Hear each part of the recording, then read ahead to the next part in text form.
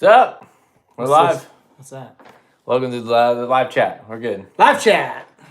We don't need What's that. my That's on. chat? What's going on, racing dudes? Have you ever seen that Chris Pratt? What's my snack? No. No. Racing dudes are Me neither.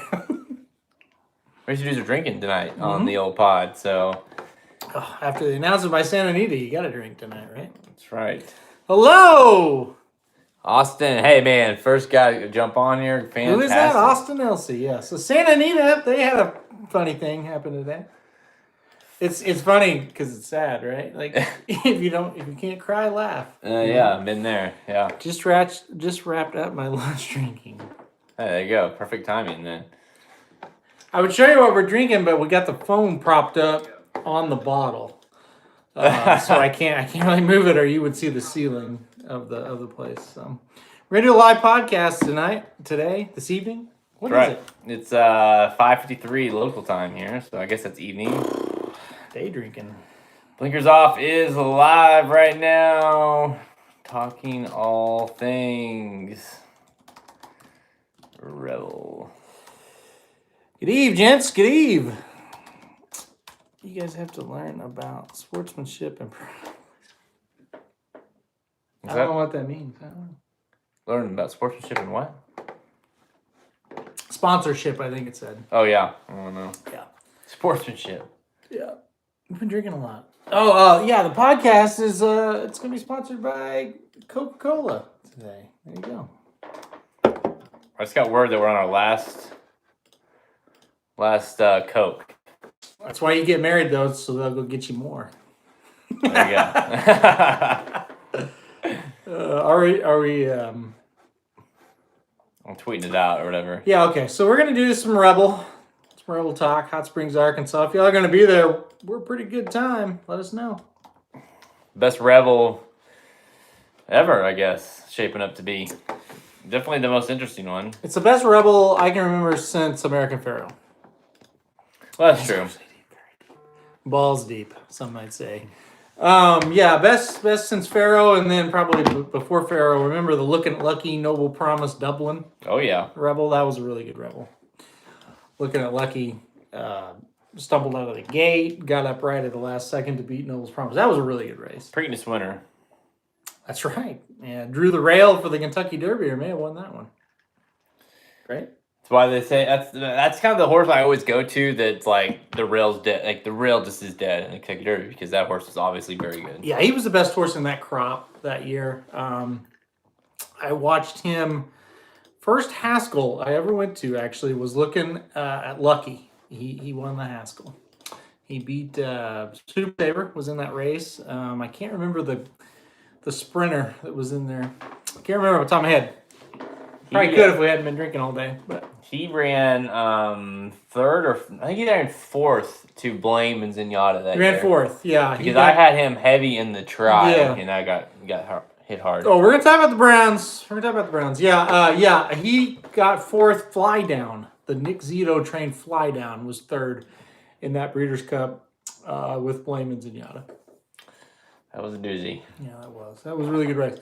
Looking at Lucky, probably wasn't a 1.25 mile horse at heart. Probably more of a 1.16 mile. Yeah. Was where he was really, really good. All right, so we're going to talk, obviously, the two runnings of the Rebel. So if you guys got questions or comments, this is pretty much all we're focusing on this week's pod is just the Rebel. We got the Azeri, which is going to be really good with Midnight Bizu, and Elate coming back. And then, of course, the Essex, which is just a nice little race for older males. Mm-hmm. We'll talk about that too a little bit. Yep. Jared, have you ever seen the Chiefs make more offensive moves? No. Offseason moves? No. Yeah, it's been. I was talking to Haltman about that earlier. It's just like you look every day. It's like cut, and it's kind of you gotta kind of weather it out a little bit because it is weird cutting these guys, but I understand it. Honey Badger move was good, I think. Mm-hmm. Like Halterman said to me earlier, it's like we're basically just rebuilding the whole thing. Like it's not like people that are complaining about it. There's a lot of Chiefs fans complaining about it. It's like, do you not remember last year?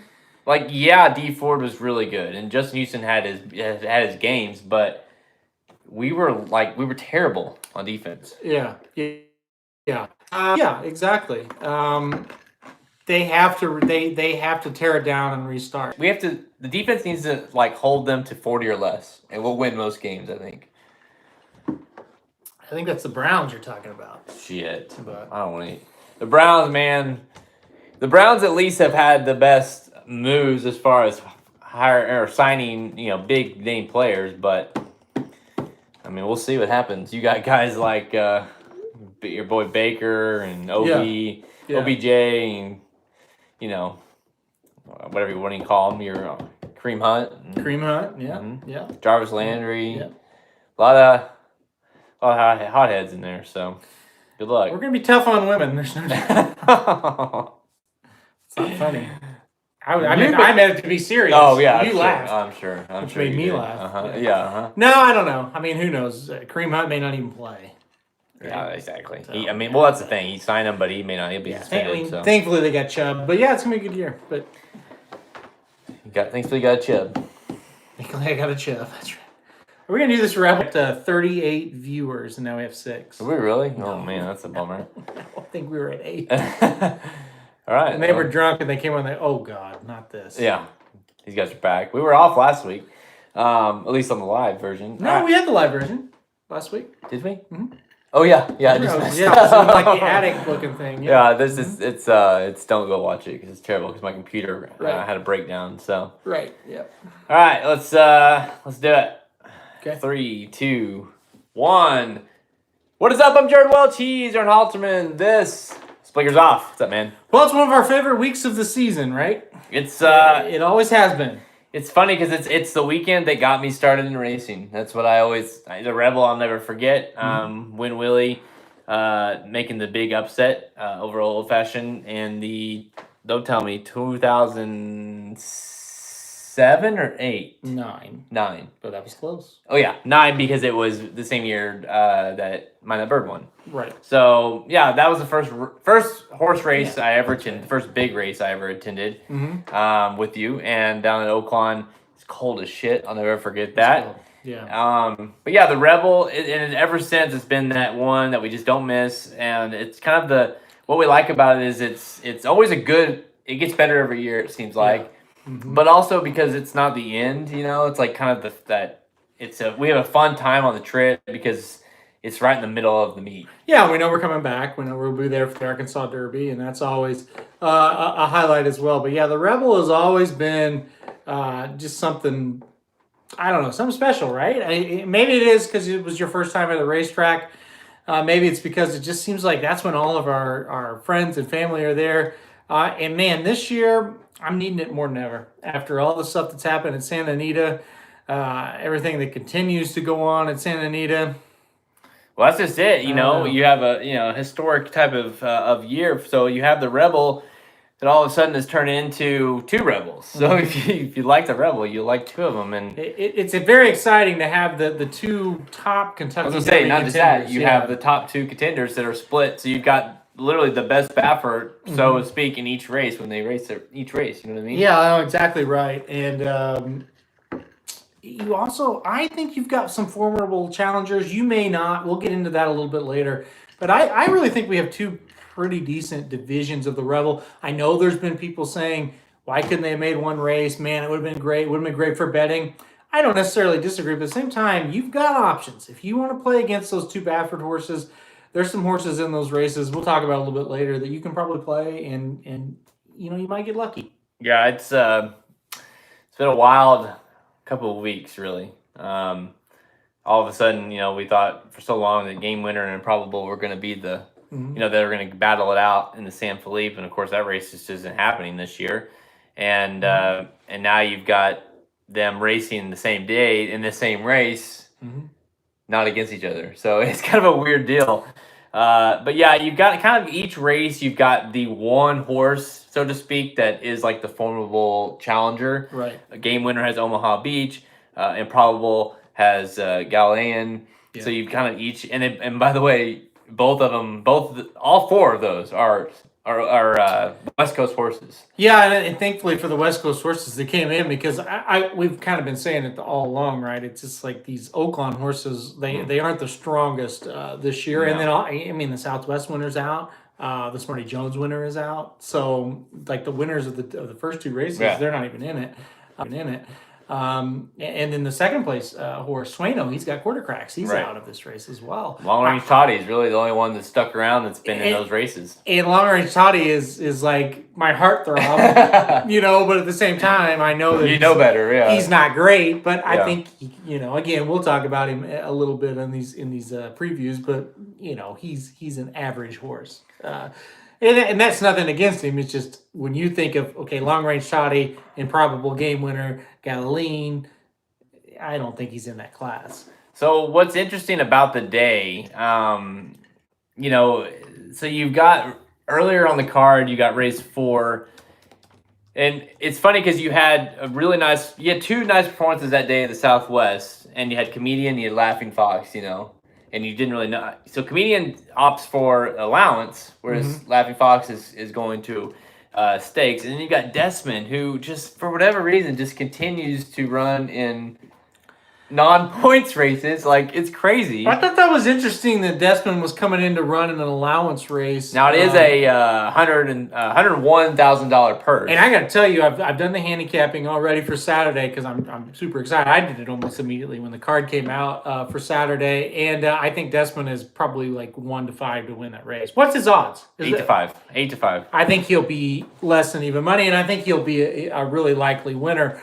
He looks good compared to the other horses in the race, but I was surprised maybe that I'm going to ship a horse to Oaklawn, but I'm not going to run him in the Rebel. Especially when there was 9 and 10 in each, respectively. So you had the opportunity to run one. You could have had another one in there. You could have added another one in there, and you're running for 7.5 times the purse and also Derby points, but.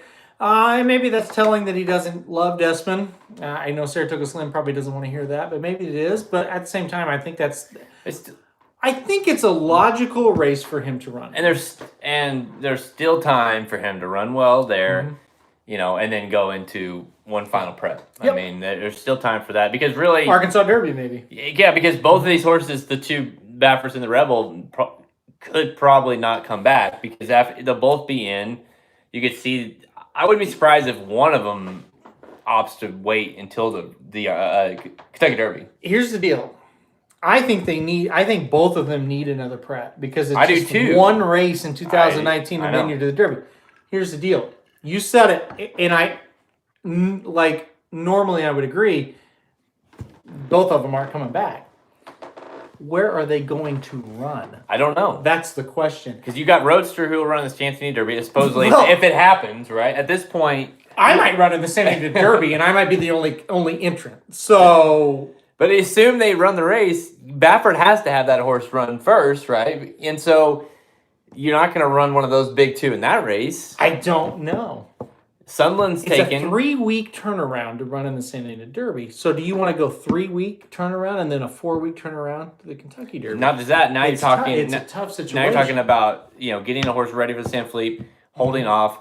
Now getting a horse ready for the Rebel, shipping there, then back or whatever, and then Bluegrass or whatever, and then to Kentucky. So all of a sudden the schedule went from smooth sailing to now these horses are going to have to jump around just to get starts. And that's assuming we think Santa Anita surface in the track is open for training. I am not confident Santa Anita will run the Santa Anita Derby. I'm just going to say that right now. No. Although their management is clearly in denial. So maybe they will. If it gets to that point, before some kind of mandatory shutdown. I really don't want to talk about Santa Anita today. It's depressing. Okay. Other than that, also on the undercard here, the Azeri race, which is race 7. Here's how awesome it is. You have the Azeri, then you've got the one Rebel, and then you've got the Essex, and you got the other Rebel. Well, and the Azeri's got a late. So and, you got a late versus Midnight Bijou, which is a great race. Midnight Bijou ran. And Sam Houston. Sam Houston, back in late January. And this horse... Yeah, day after the Pegasus. Yep, I remember that because I was in the hospital watching Midnight Bijou. And, she looked, this is a horse that... Here, it's interesting because she looks the goods, and then you got a late who hasn't made a start since the Personal Ensign when she and Abel battled it out, which clearly... and able was Abel's last stand, so to speak. Yeah. So now is it Elate? Was that Elate's last stand? It might be, and that's why Midnight Beast is very interesting. There's also two more interesting horses. I'm going to talk about this real quick because I know we're not going to talk about it on Tappa. Tappa is a lone speed in the race, so that's an interesting play. And then you have Eskimo Kisses, who won the Alabama. And you've got Shamrock Rose, who, by the way, was a Breeders' Cup winner. Yeah, he's stretching out. Don't forget that. There's a lot of different horses in play. It's a 6-horse field. You look at it and say, well, hell, Late, and then that's it. But no, there's a lot of different angles here. A Late off the bench. How will she run? Last year off the bench, maybe her best race, right? Yeah. So maybe we overanalyze it and she thinks she's going to be a solid single. But I'm not going to single Late. I'm going to go Midnight Bisu and Elate. I think Midnight Bisu. Yeah. And this is another horse that I probably had a horse crush on, right? I mean, I picked her to win the coaching club over Monomoy Girl. I don't know. I picked her to win the Kentucky Oaks. I've always liked Midnight Bisu. I didn't think her Sam Houston was just amazing, the Sam Houston Ladies Classic, but at least it's a race. It's under her belt. Maybe she's getting better as a 4-year-old. Facing a Late who I'm not sure, so I'm going to use both of those horses in the late pick 5. Yeah, I think that's smart. Only pick 5. I was trying to remember. I remember Late being at Oaklawn. It was the Honeybee 2 years ago, almost 2 years exactly. Yes. And she ran third that day. That race was insane because she was coming off the Tampa race. Yeah, where Tappa beat her, and then she went to the Honeybee. And she basically, her nose hit the dirt out of the gate. Yeah, she was really bad. She last place from the start. Yep, and got third and was definitely the best horse in the race. And that was a race that kind of like set her back even more because she didn't, Honeybee, you should win. She didn't. People kind of got down on her, but it was just a really terrible race from her as far as the trip. And the thing is, like, she followed the Honeybee with. Remember, we really loved Elate. We were like, even back. I'm talking like Suncoast, and Suncoast. I thought she was 1 to 100 to win that race. I know. And then the Honeybee, when she came and we were there and we loved her, she got third. And then the Central Bank, the Ashland, didn't finish the race. We're like, and then finished second in allowance at Churchill a month later. Then another month later, she finally wins a stakes race. Went up to Delaware, win the Obia or whatever. Right. Yeah. And finally, it was like something clicked, and then got second in the coaching club, and then won the Alabama, and then won the Beldame. Fourth in the distaff, won the Delaware handicap. The Alabama was perfect for her. And then when she came back last year to win the handicap, that was perfect for her too. Yeah. She's a big. I can't wait to see her. Just a big. She's so big. Oh man, good looking horse for sure.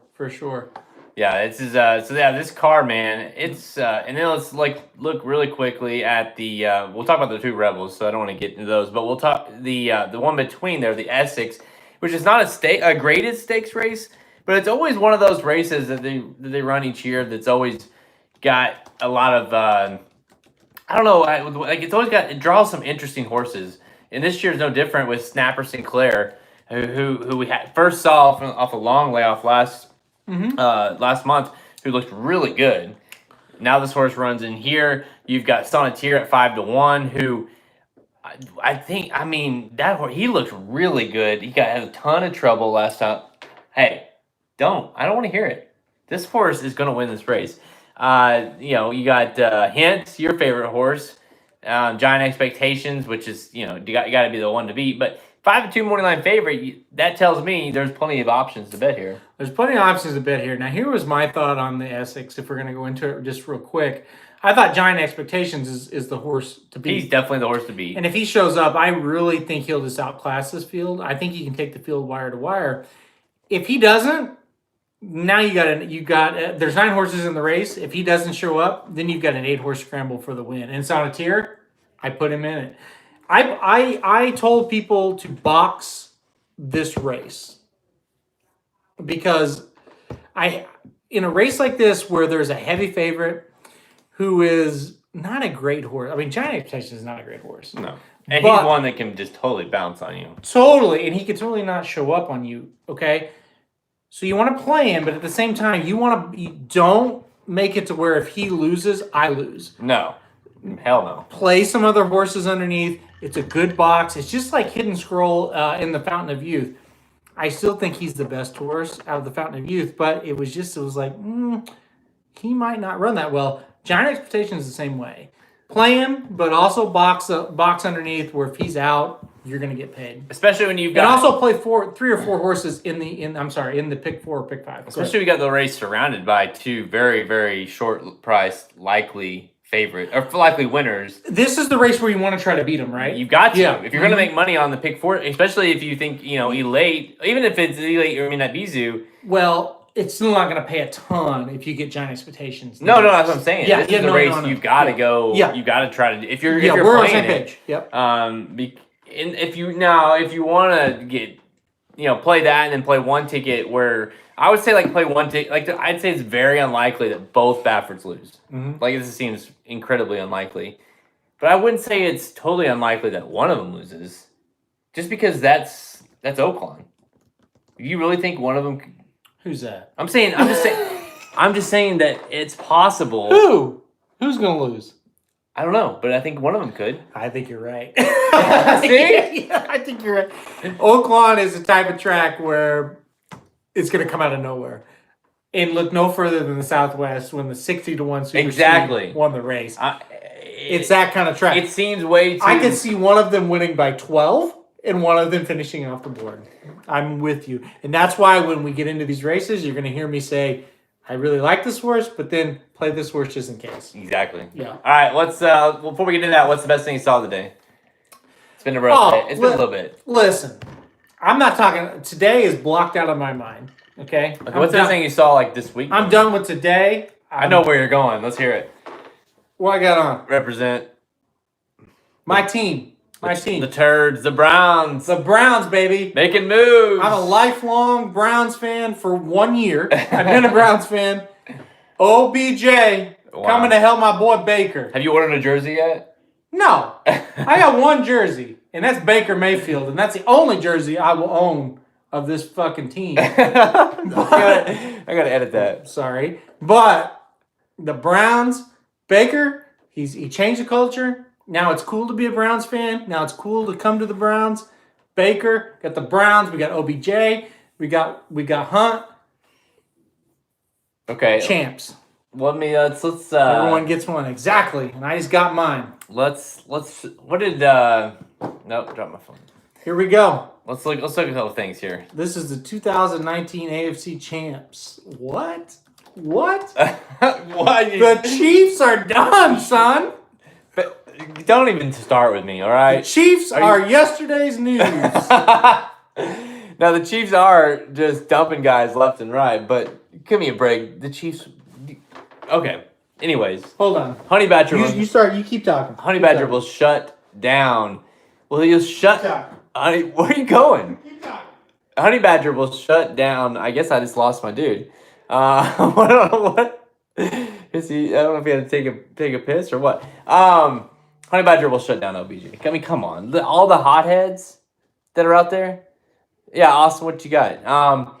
Listen, I was going to ask him, Baker last year, 27 TDs. Let's say 30. Let's put it at 30 for next year. Over, under. Oh, my gosh. Here we go. This is why it pays to tune in live. That's right. Look at that. Oh. Look at this. Look at this guy. A bunch of garbage. That's who changed Cleveland. Right there. No, I thought LeBron did that. No. No. Come on. Nobody gives a shit about basketball, dude. I just said you weren't listening. You're running the room. No, I'm listening. No. 30 TDs. He had 27 last year. 30. I'm listening. No. 30 TDs. He had 27 last year. 30 TDs. Baker over under. Oh.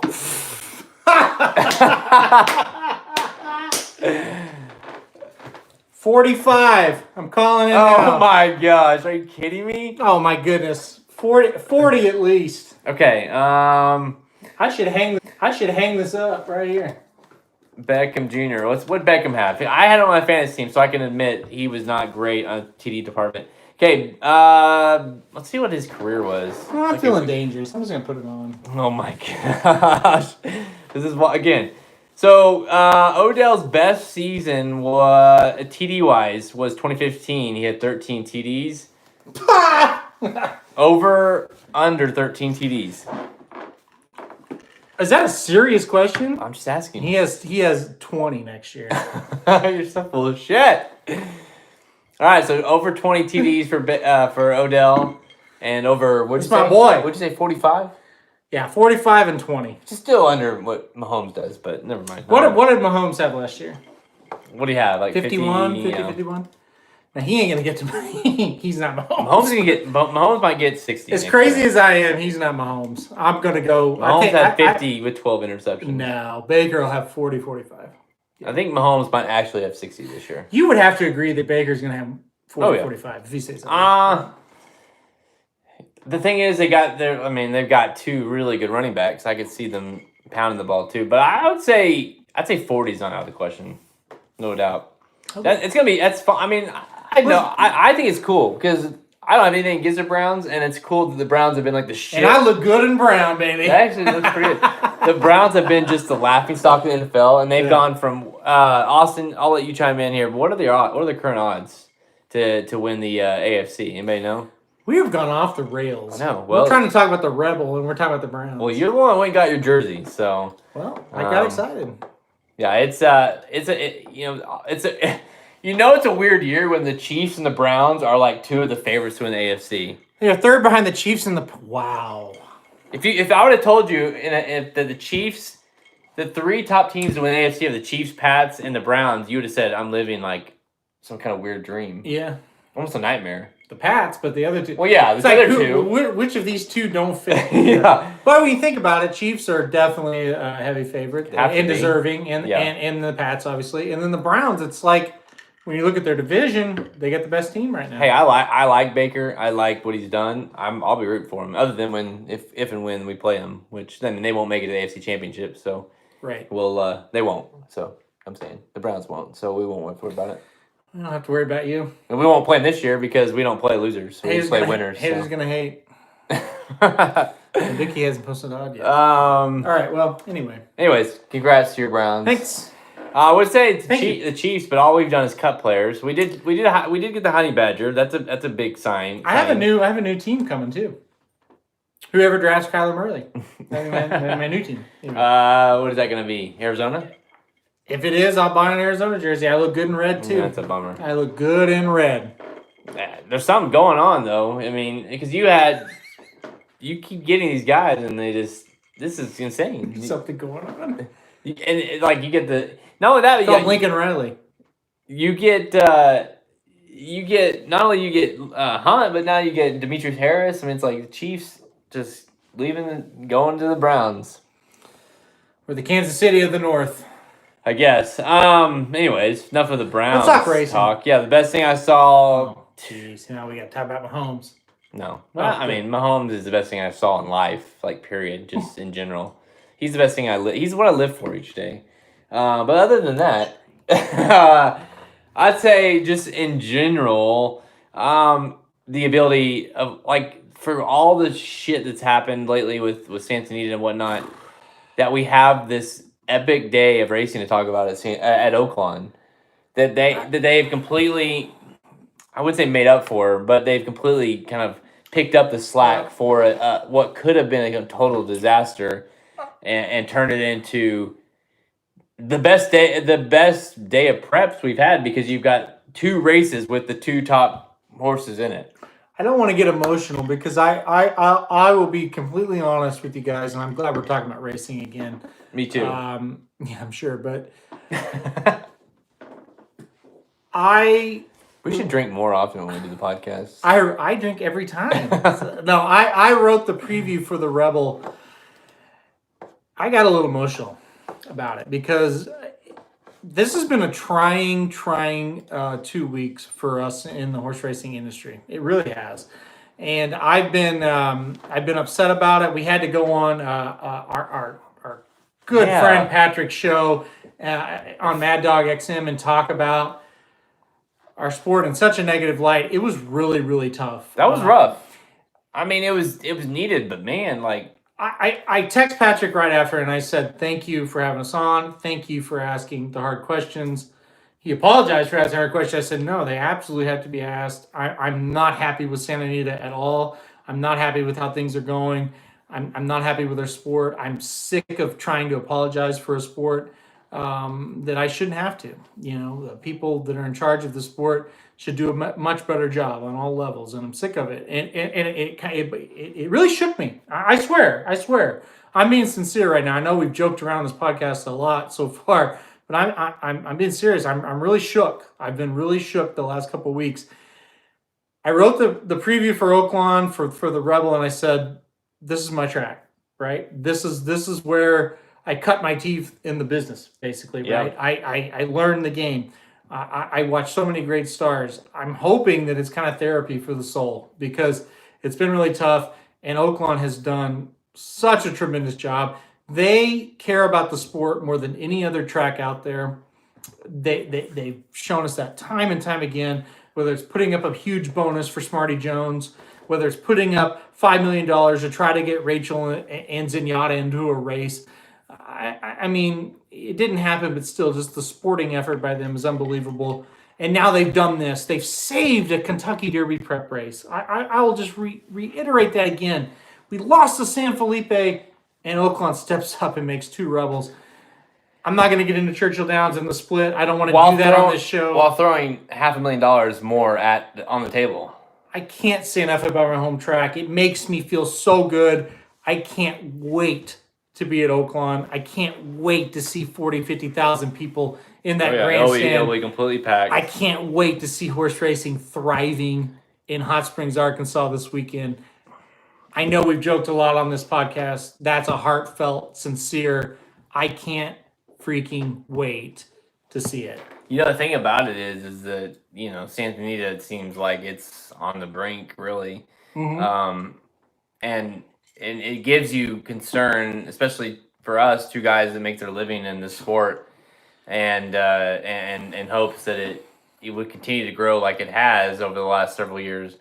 But then what gives you a little bit of hope is when you see tracks like Oaklawn,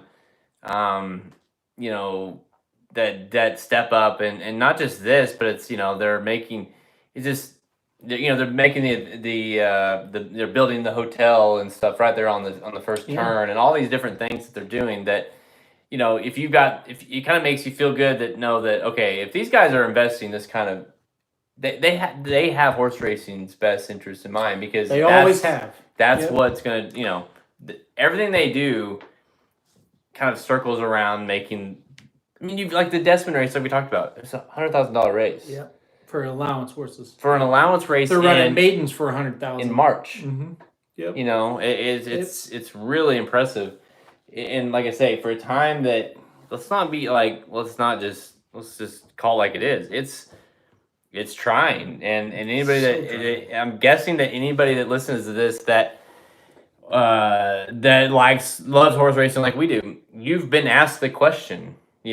By someone that is like, what's going on at Santa Anita, or how can you like horse racing, or whatever, and it's not, we're the ones, we took it on the channel, on the radio show, like you said. Yep, we did. But we were the ones that stepped up and represented the industry, really, because there wasn't a lot of people that doing that for the national media. And that's why I was thankful for Patrick for having us on, because a lot of the people in horse racing weren't getting asked to be on these national radio shows.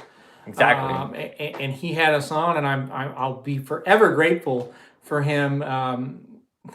He's our good friend anyway. It's like I'll forever be grateful for Patrick for many reasons, but this is just another one to add on. It's just like, at least he called people that were in the industry to talk about it instead of just somebody random, So, listen, I don't necessarily agree with what's happening in Santa Anita right now, currently, but we're going to talk about the Rebel. Yeah, I just can't get into it. I just really can't do it again this week. All right, let's do it, because we've got 2 really big races. Not just the fact that they're running, but these are two big races that are going to have major implications. Massive. Yeah.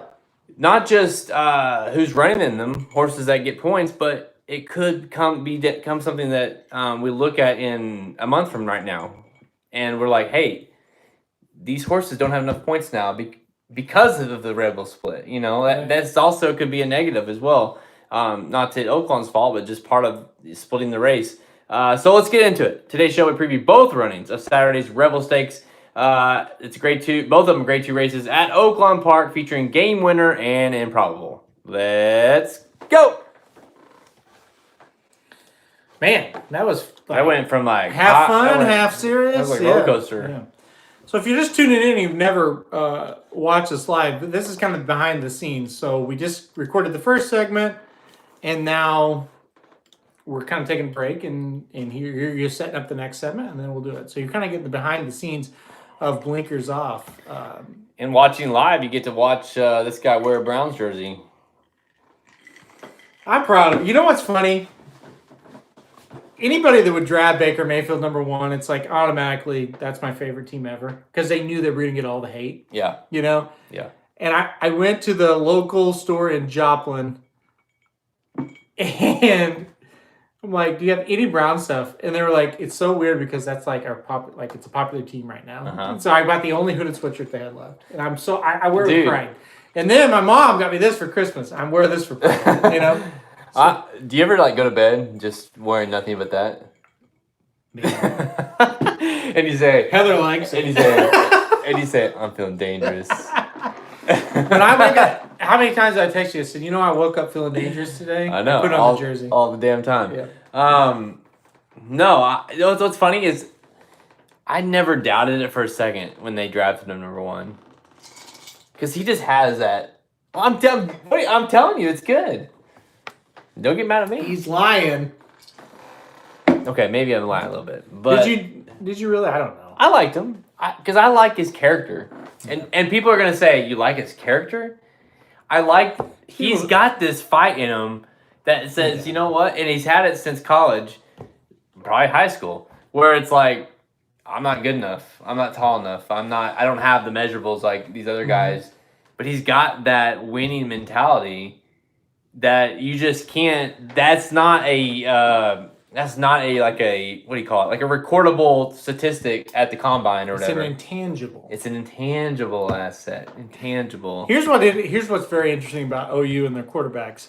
Baker Mayfield wanted to be Kyler Murray. If you don't know the backstory of Kyler Murray, he's widely known as the greatest high school football player ever in Texas, right? That's what Baker wanted. Like, he wanted everybody to recruit him. He wanted to be that guy. He kind of just like made it on his own, where Kyler was just like silver platter. Right. So that was the dynamic. Kyler was backing up Mayfield. And here's Kyler, who's the greatest player to ever play in the state of Texas. And here's Baker, who was a walk-on at Texas Tech. And that's why when you hear Lincoln Riley say, boy, you don't know what Kyler went through. Because Kyler's back there saying, I shouldn't be backing up Baker Mayfield. Yeah. This guy's a chump where I'm from. And that's the truth. And people don't realize Texas high school football, it's crazy. Like, Kyler Murray was a celebrity when he was 17 years old. Dude, I've watched all of QB1 now. And you see it, right? And it's QB1 is insane. It's insane. Yep. These kids are in high school are stars. Yep. They're Oh, yeah.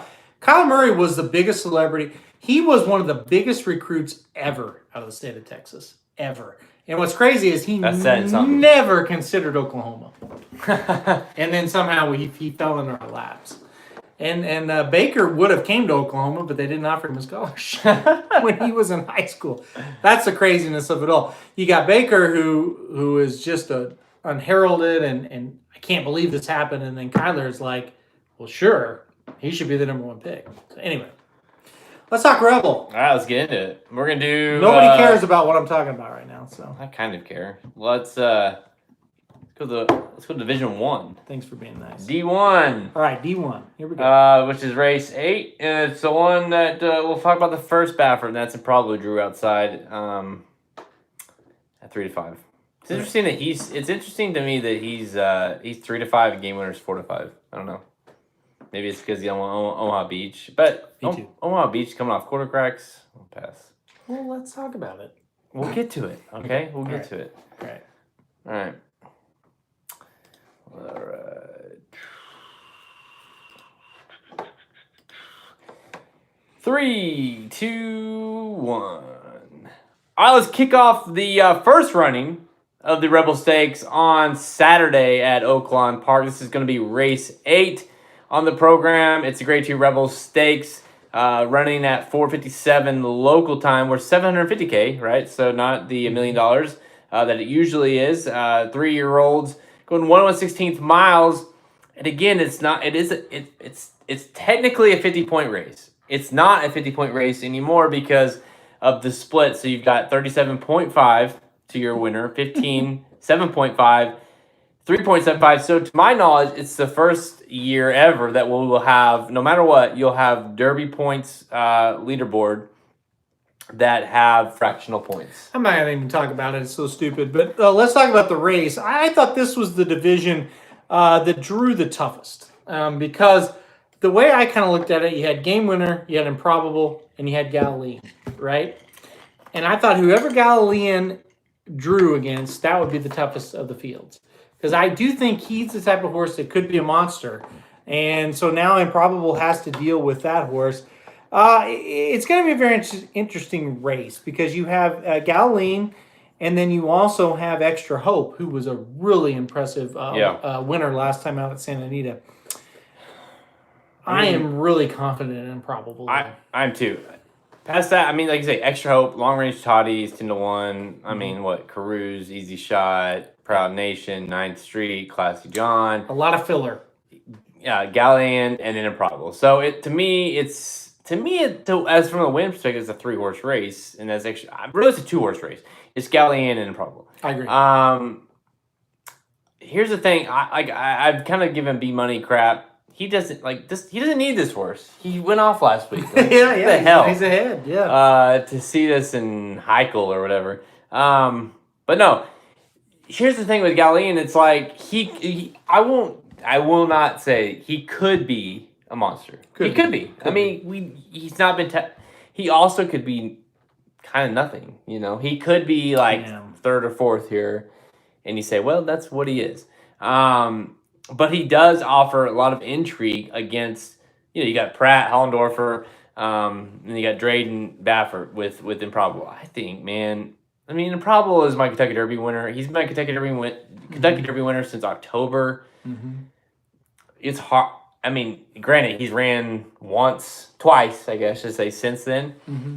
But he's just been totally untested.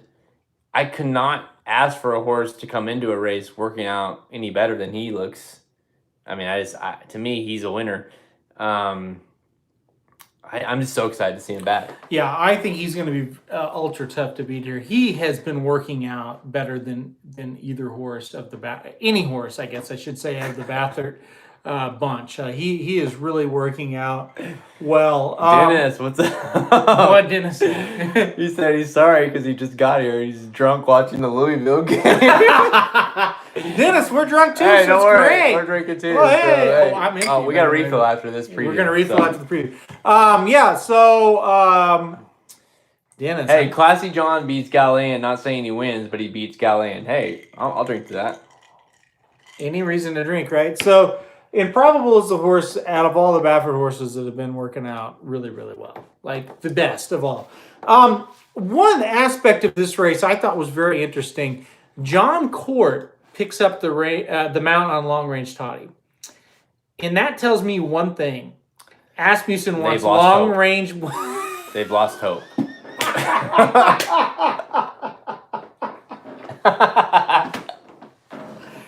No, it tells me Long Range Toddy, they want him on the lead. You have to agree with that, right? Yeah, I got you. I mean, the Clever Trevor, he actually, his maiden, and when he broke his maiden, and the Clever Trevor, he was very close. And then they want an aggressive rider, is what I'm trying to get. No, yeah. I mean, he's probably a step up from what he had, right? Maybe. Yeah. I don't know. It depends if you see John at the, what's that place called? Martinis? Martinis. Yeah. If you have martinis on Friday night, I might say. I'm 100% sure I'll see him. Yeah. I'll see him at Martinis Friday night. Let us tell you a little story here. No. Let's not do that. Okay. No. Let's just say he okay. Anyways, Some things are meant for just our eyes only. no, that's for damn sure. Mhm. Yeah, no, that's interesting that you do get John Court on long range. He's one of those. He's like the most how we say, like, no one talks about his horse, and he's in the Kentucky Derby, and he just keeps accruing. He's a combatant. Yeah. He's the combatant of this shit. Can he not get third in this race? Why wouldn't he? Yeah, exactly. I mean, really. I think it's interesting though that they put John Court on him because if you're gonna change jockeys, I get it. You know, Richard Ramian was on the horse, and I don't think he rode him bad at all. But he's not, a Derby, quote unquote Derby rider. Not that John Court is, but at the same time, it tells me. Hey, John Court rode Will Take Charge in the Derby. Well, I mean, yeah, and he fucked it all up. So that's two. That's you know two. the rules. I'm sorry. Two and it's over. Bleep me out of that one. But Will Take Charge would have won the Kentucky Derby. Thanks, John. But with Long Range Toddy, it just tells me. I mean, anybody that follows John Court's career knows that's a guy who likes to send. So it tells me they want a little more speed from him. Yeah. Which is important. This is why I brought it up. Extra Hope's got a lot of speed. Classy John's got a lot of speed. Long Range Toddy's got a lot of speed. Galilean has a lot of speed. So all I'm saying is I think Long Range Toddy is going to play more of a pace presence in this race than he has in the last few. Let me tell you what's going to happen here. Okay, tell me. I would love to know. You're going to love this. So Classy John and Toddy and then Galilean really are all it's gonna set some fractions. Improbable and Drayden Van Dyke are just gonna sit chilly off the pace, and they're gonna pounce and they're gonna win for fun. Let me throw this at you. So you look at Galilean, which is, I mean, he's ran consistently decent buyers at low 80s, and then he ran 89, 88, 2 back and 3 back there. Improbable's debut, he ran about, give or take a few numbers, Galilean's top buyer number. Mm-hmm. I mean, Improbable is just a different level. Improbable in the lowest opportunity ran a 96 buyer, which is like almost 10 points higher than Galilean's. 84, if you liked his last race, he ran an 84 buyer that day. Mm-hmm. I'm not saying he's not great. The only good horse he's faced is Cruel Intention, which, how good is Cruel Intention? He's decent, but... He got beat by him. Yeah. Mm-hmm. I'm not saying he's got a ton to prove to me. A ton. But if he beats Improbable, right? He's proved wrong. Yeah. So this is the ultimate proving ground. Yeah. I don't think distance-wise will be an issue for him. So I could definitely see him hitting the board. This is my best bet on the cord. Improbable? On the cord. On the card, Improbable. Yeah. He's my best bet on the card. We'll get into the next race, but there's not a lot to talk about this race, really, other than those. Well, so it's these two, and if anybody else wins, it's a shock. Right. Yeah. If someone else wins this race besides these two, do you say, whoa? Or do you say, hang on a second, or do you say, pound everything you've got on Game Winner, because there's no way Baffert loses both these races? Well, maybe a little bit of both. But here's the thing I'll say about Improbable and about Galilean. They both have shown in the past that they can sit off the lead and win. So there's really no excuse for either one of these horses, right? Right. Listen, it's mid-March. You've got to be able to show that you can be professional enough to if the pace is hot, that you don't They have shown that. Yeah. And there's horses, like, this is what happens during the Derby Trail, right? You've got horses like last week, well-defined, horses that have looked good. Right, yeah. But we kind of suspected when pace mounts up against them, they can't quite do it. Yeah. And that's what happened. That's exactly what happened. Sometimes you've got horses that look good, but then you get to the, when the going gets tough, so to speak, and the races get tougher and whatever, if they don't get an easy pace or whatever, then it doesn't work. Yeah, and that's, like I say, it just shouldn't be a factor for these two horses. No. They've shown it. They've been good enough to sit off and pounce. Shouldn't be a factor. Isn't it? It's weird, man. It's like you got a horse that looks like Justify, sort of. Not as big, but he looks like him. He does. Same owners. Same trainer. Yep. At least Drayden's getting the mount still. Yeah. That's what's cool. Yeah, extra hope is getting Mike Smith, but for how long? Until Improbable wins his race, and it's like, Mike, we need you to take it. So I think Drayden will keep it. Yeah, I think so too. Yeah. All right, we're both on Improbable. We think he wins. Yeah. For fun. Yep, For fun. I do. I honestly do. I do. I mean, obviously, I think Game Winner is the one that concerns me the most. I mean, it doesn't really concern me, but I mean, he concerns me out of the two. I went too deep in that race. Galeen and Improbable. Galeen in case he's a monster, and then Improbable because I think he's the best horse. In this race, I did go 3. I went 3 deep. Who'd you go here? I went... did you go gunmetal or did you throw him out? I went gunmetal. Really? You know why? Why, pace? The pace. I think the pace sets up really well for gunmetal in this one. So I went gunmetal, I went Omaha, and I went Game Winner, obviously. I mean... And honestly, I think Game Winner might get bet harder than Improbable. I think you will because he's a Breeders' Cup winner. Yep. I mean... I win him. I play him. I'm going to play him, B-Money. B-Money, you've had enough, all right? Yeah. I'm sick of your shit. It's getting old. Why is shit okay, but the F word is not? Ask that to any, 12-year-old. I don't know. I mean... I thought you had an answer. No, I mean, the F word's just bad. It is. Why is it so bad? What's that? Why is The that F word will worse? get us kicked off of iTunes. This shit word will not. Oh, well then bleep that F word. Well, now I gotta go find it. I'm drinking. I'm not gonna remember where they were at. That's why I pay you the big bucks. Shit, you pay yourself the same. It's true. I haven't figured out why. No. No. Should we get refills before we start the next one, or? I gotta pee first.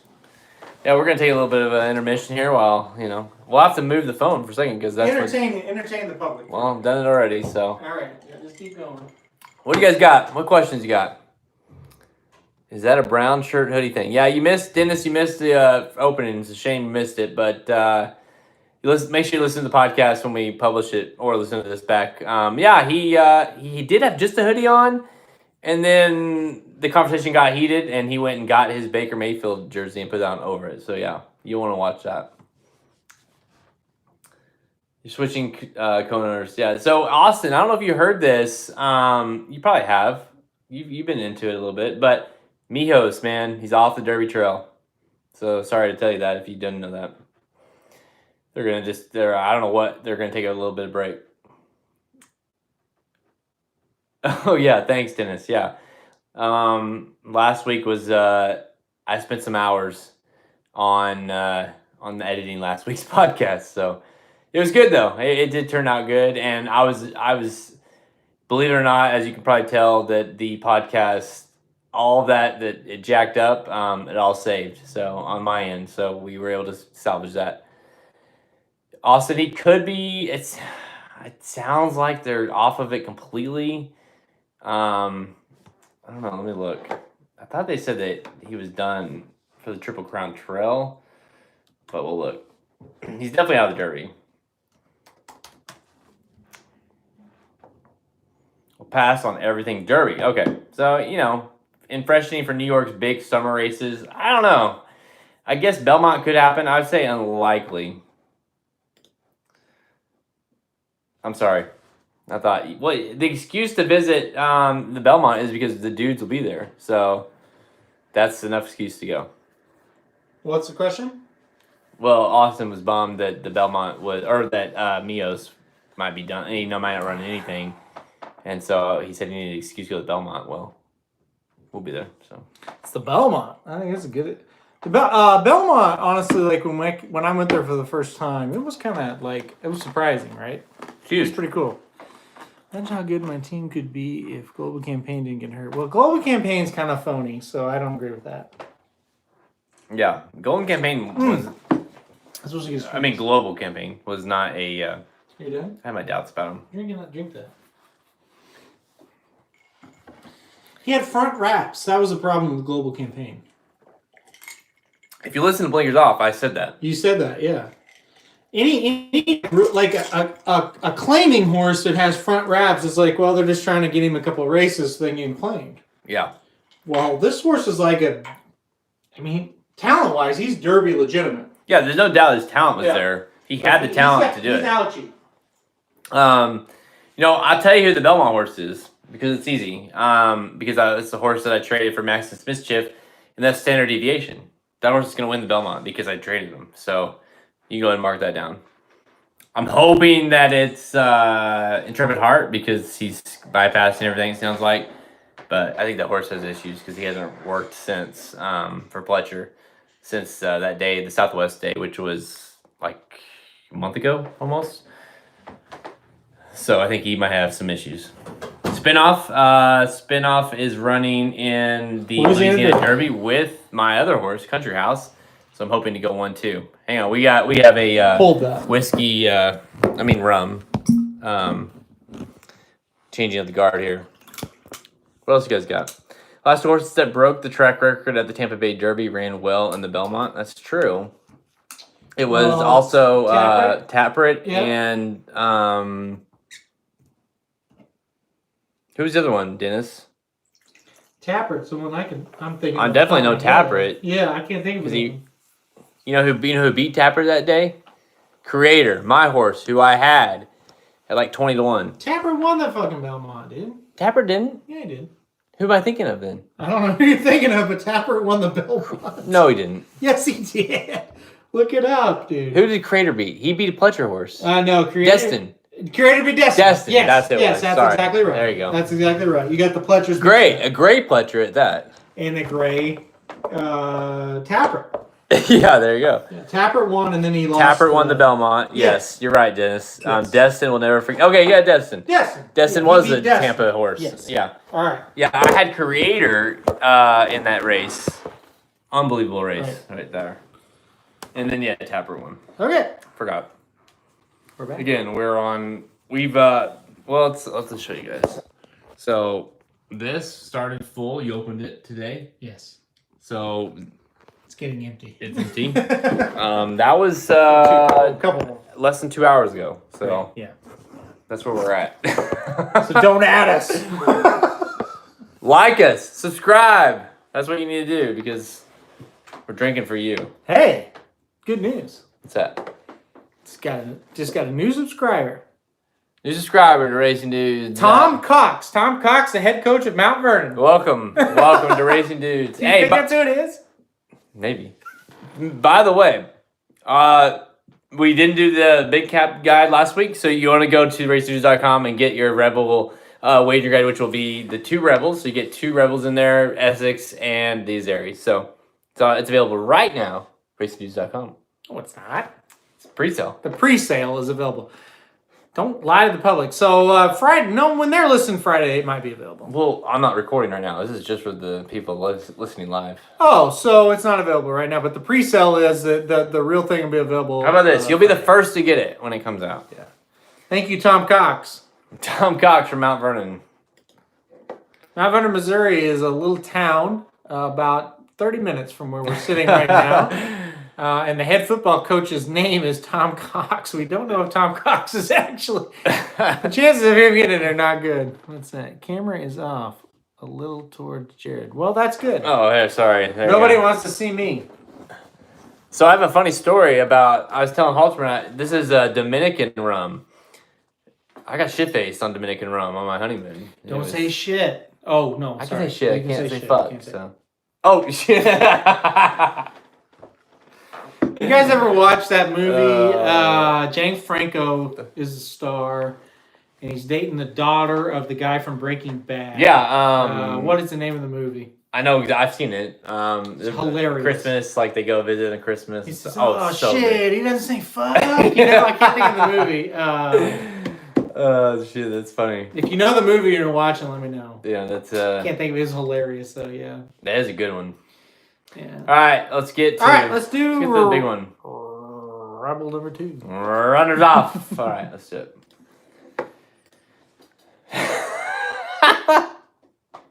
This is the best podcast, best live one, anyway. By the way, they told Pete Aiello that he can't say easy money. Did you know that? Why? Did you know he said that? Yeah. That was becoming his catchphrase. Right. It's like when a horse went by 4 or 5, he goes, and horse's name is Easy Money. And I loved it. Why can't they? Because people bitched on Twitter. People bitch about it. Like easy money as in being, it's like, sounds well, like. Easy Money. And people are like, well, that's insulting if I bet another horse. It's like, grow up. Come on. Give me a break. It was This is the world we live in where you got everyone, you can't be mean to someone. Exactly. Pete. Solidarity, baby. Hey, by the way, not like once in a lifetime ago when Halterman made everyone mad at us at Oaklawn and involved Pete being announcer, Halterman made up for it with another article at racenews.com talking about the Rebel. Before we go live, can I say two things now? Yeah. Well, we're live, but we're not recording. Well, before we recorded the podcast, Pete Aiello, I always loved him. I thought he did a good job at Oaklawn. He totally screwed up the Arkansas Derby. I don't care. I liked him. And the fact that he probably hates me now, I hate that. The fact that Oaklawn hates me now, I don't care. Okay, now we can record. Okay.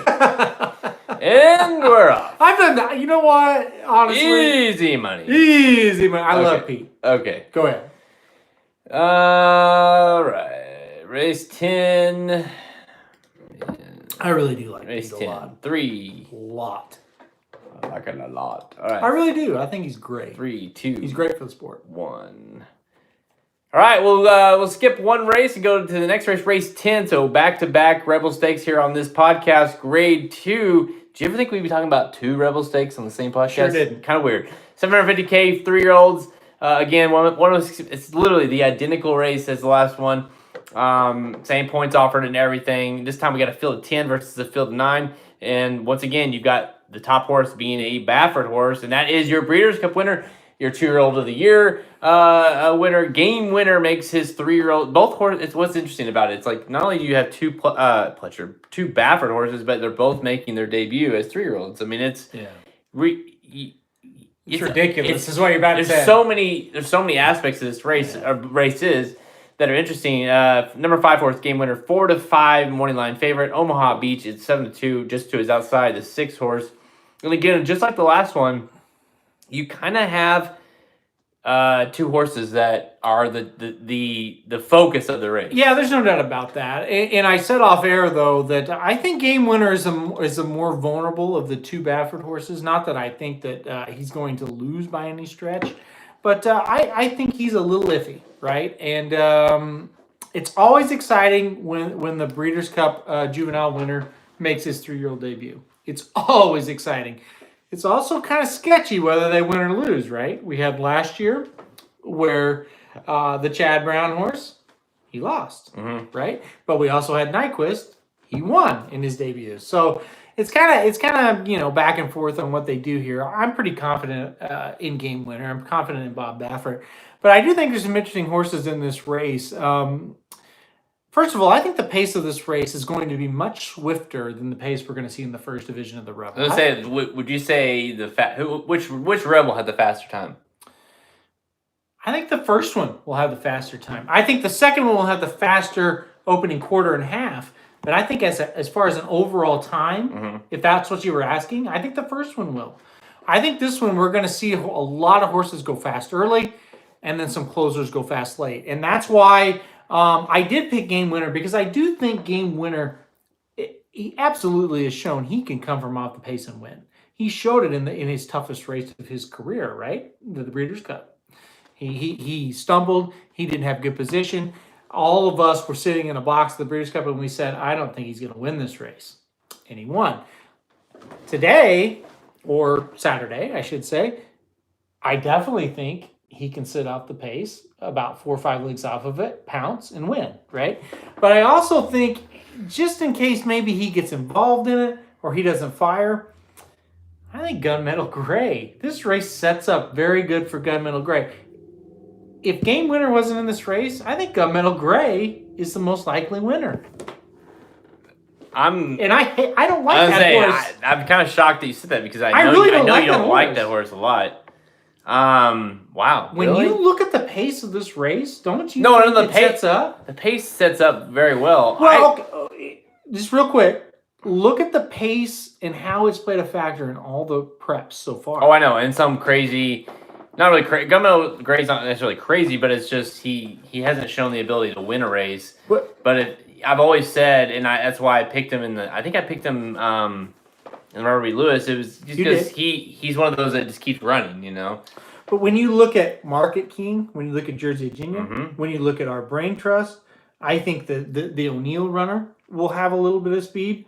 I think one of the Asmussen horses will go out there. I think Laughing Fox is the one that if it's He's not the other gunmetal, I think he Yep. if like he's on the upward trend. If he ran a really nice race at Oaklawn, like I was talking about earlier, on the undercard of the Southwest, he looked really good. So if he can continue to, I mean, he ran an 87 buyer that day. If he can continue to develop off that, and he ran, you know, he's a horse that's going to be running off the pace. So I like Jersey Agenda. And I think he kind of showed what he was a little bit in the. Isn't it interesting though that Jose Ortiz is riding that horse? Yeah, I thought that was really fascinating. I know, and but so what is it? It was Santana who's ridden basically each horse their whole, you know, Loscano rode Laughing Fox on debut, but so did Santana get the pick? I mean, I don't know. Is that his pick of going Laughing Fox?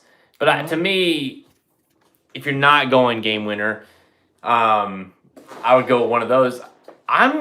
Here's a bold statement. Okay.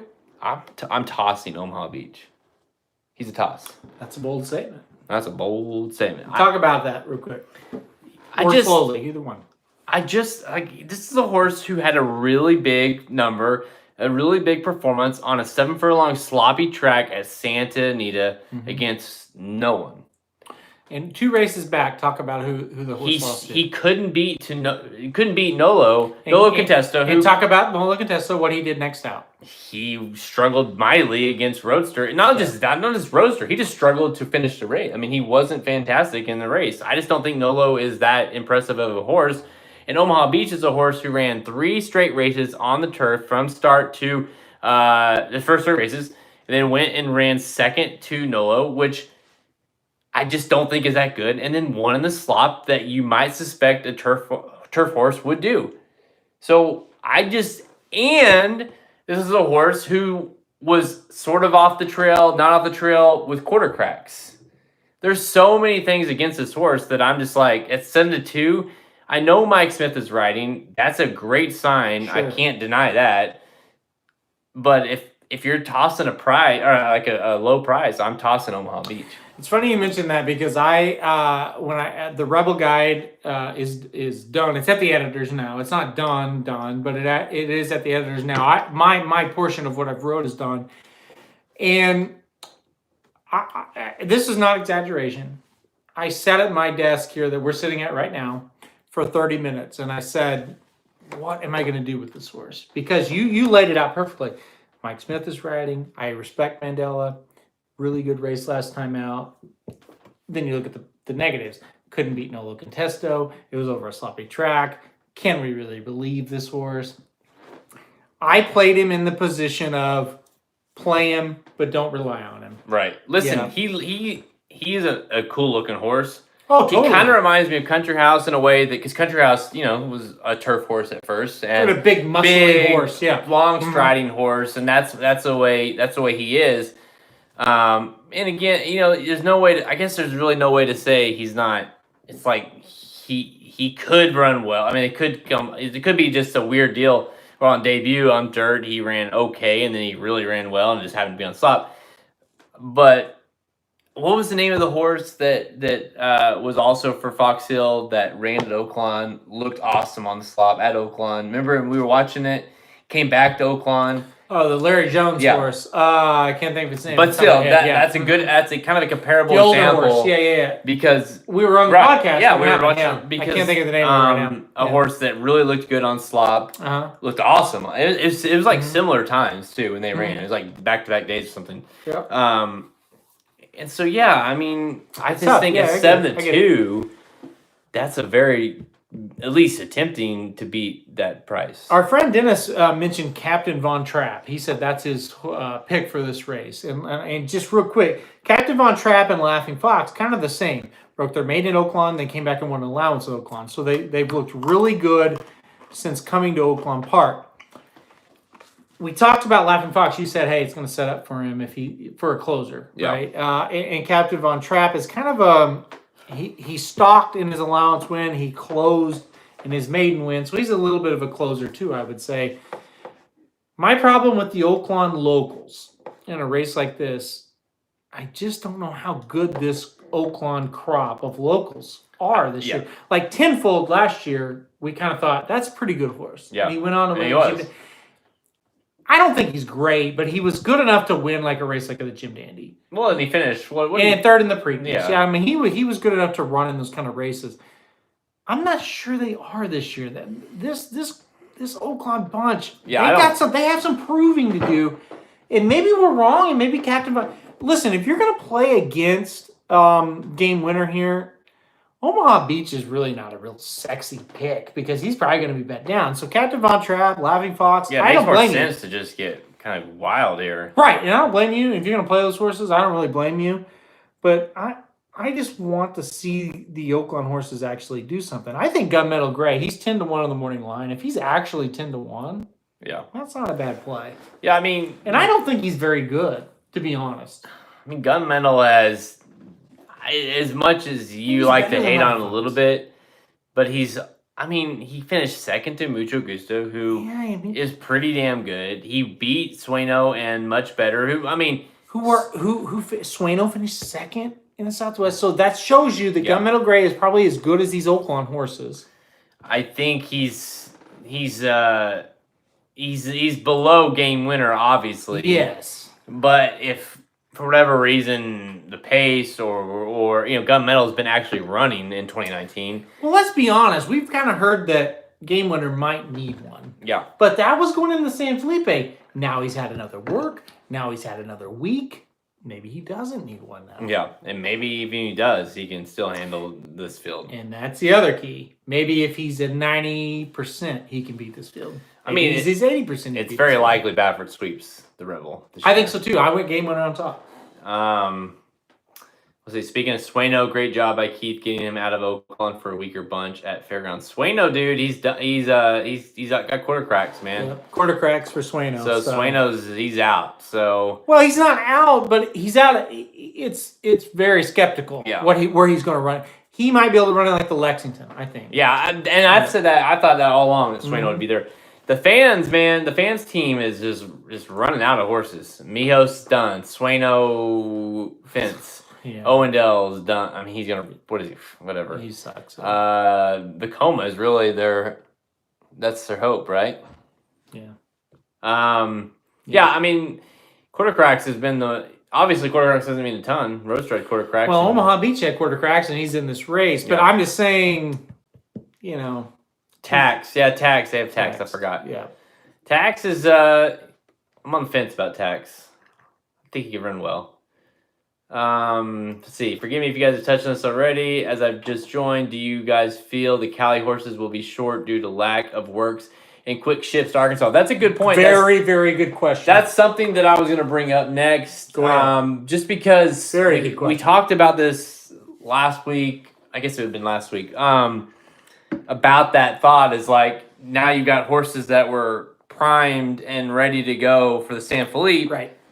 And then it's like, whoa, hold off. Another week. Now you got to back because like for those that don't really understand or know, I mean, when you get a horse primed up for a race, I mean, it's all about getting them juiced up for that race. And when they're not juiced up, maybe is not the right word. Getting them prepped for the race. Some trainers may use the word juiced. Yeah. But in this case, it's and so when you have to back them off, then it's like, how do you get them geared back up for that next effort? The good news is they've been working out at Los Alamitos. So they Baffert and Mandela both and Hollendorfer shipped them to Los Alamitos. They got to work over the track at Los Alamitos. They shouldn't be short, but the idea of, okay, we're prepping, here's this week, then we don't run, now we have to wait a week, that's a legitimate concern. They did get their works in, though. Yeah. So that's the good news. And that's why I think the Baffert horses will be okay, because they did go to Los Al, they did get works in over the Los Al track. So hopefully they'll be okay. I mean, and Dennis commented on that. Like, I don't think they will. Instagram was a different situation, but now I don't think it will. I mean, Instagram was a totally different. Well, because he was off for so long. He was off for a long time, and like it wasn't like that was the plan for a little while to run there. Like it wasn't like they had to divert there. Right. They were kind of they were before any of the. Well, they went to the Gotham before the race got canceled. Right. Exactly. So, I don't think it's an issue really because they, like you said, they didn't miss any works. No, they did not miss any training time. Now there could be an argument. San Anita, they shipped to Los Al. Now they could ship to Oaklawn. Yeah, I was saying my only concern there is that Baffert clearly, like we were all completely just blown away that he would think about running these two together. Mm-hmm. Like he would definitely ship one, right? And then when he didn't, we're like, why would he not do that? And like, well, he doesn't want to ship either one of them yet. And so it's like you give yourself pause to say, well, if he doesn't want to ship them, is he worried how they'll ship? And now all of a sudden, not only they ship, like you said, they've shipped from Santa Anita, they've shipped to Los Al, they've shipped maybe back to Santa Anita, and now to Oaklawn. Mm-hmm. So that's a lot of shipping for horses that you didn't necessarily want to ship at all. Exactly. So the shipping part of it is probably legit, right? I mean, I think the works, they got their work in, but yeah, the shipping is right. And you made a good point. He never has been concerned about shipping horses ever. Mm. And he did make a point, and now he's had to ship them. But that's why I'm saying, like, I guess I'm just biased because I love Improbable. I just feel like it's just as likely that both Bafferts win that he goes 1 and 2. Isn't it weird that Improbable was like even money to come to Oaklawn when we first started talking about it this year, and Game Winner was like 50 to 1 to come to Oaklawn, and now they're both here. I mean, it's horse racing. I've always said this: even if you own like a claimer, like I had 2 claimers. And the trainer would text me and he'd say, hey, yeah, we're going to enter Saturday. And then the Saturday entries would come out and I'd be like, where is he? He's like, well, the race didn't fill. Yeah. Day to day, it just changes. Even at the major level like this, we've seen this big change. So here's where like we stand today, March 14th. Improbable himself has 10 points and Game Winner has 30. So you're talking about a race that has 37.5 for the winner. So really, it makes me mad when you say that. I know it's gonna be funny whenever you have like instead of being like all even numbers or whatever, it's gonna be 0.5 or 0.75. I'm not gonna be happy. But you've got 37.5. Then you got 15 for second. Improbable if he loses, if he holds on for second, say. Then all of a sudden he's got 25. He's very much on the bubble. Very much on the bubble. So all of a sudden his last prep becomes complete. This is a horse that I think is the Derby winner. He's all of a sudden got to get in. Game Winner's in, essentially. All he needs to do is to really hit the board to kind of top 3 to give him kind of a lock in there. Mm-hmm. Top 2, he's 100% in. Improbable is the one that needs to finish 1-2. Well, it's interesting because Galeen is another. He has to finish 1. He has no Derby points, so where he finishes is going to be very important. If he finishes 3rd instead of 2nd, boy, that's going to be a big difference. So yeah, it's interesting how the points split up. I hate that they. If Galeen is actually legit and he can somehow beat Improbable.